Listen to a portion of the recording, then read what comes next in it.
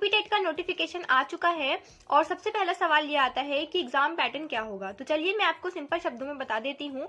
UPTET जो होता है उसमें 2 एग्जाम्स होते हैं। फर्स्ट जो होता है पेपर 1 जिसको बोलते हैं, वो 1 से लेकर 5th तक के बच्चों को पढ़ाने के लिए होता है, और जो पेपर सेकेंड होता है वो 6 से लेकर के 8 तक के बच्चों को पढ़ाने के लिए होता है।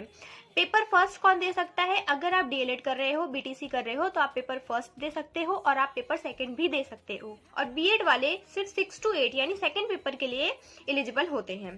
सो फ्रेंड्स, फर्स्ट पेपर में सीडीपी आती है, उसके बाद हिंदी आती है, और फिर लैंग्वेज सेकंड, आप कोई भी लैंग्वेज चूज कर सकते हो। उसके बाद ईवीएस और मैथ्स। तो ये 5 सब्जेक्ट होते हैं और पांचों सब्जेक्ट में से 30 क्वेश्चन पूछे जाते हैं। और जो पेपर की ड्यूरेशन होती है वो 2.5 घंटे की होती है, मतलब 2 घंटे 30 मिनट की होती है।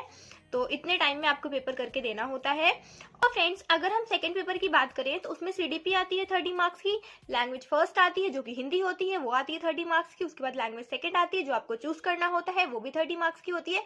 और फिर उसके बाद क्या होता है कि अगर आपने 12th तक साइंस ले रखा था, साइंस साइड से आप थे, तो आप साइंस और मैथ्स का पेपर दोगे जिसके 60 क्वेश्चन आएंगे, ठीक है। और अगर आपने ह्यूमैनिटीज ले रखा था तो फिर आप एसएसटी का पेपर दोगे जिसके 60 क्वेश्चन आएंगे। तो ऐसे कुल मिलाकर के 150 क्वेश्चन इसमें भी हो जाते हैं, सेकंड पेपर में भी। और टाइम ड्यूरेशन सेम ही रहता है, 2.5 घंटे का। और नेगेटिव मार्किंग दोनों ही पेपर में नहीं होती है। तो पेपर जुलाई में होने वाला है, अभी से तैयारी शुरू कर दीजिए।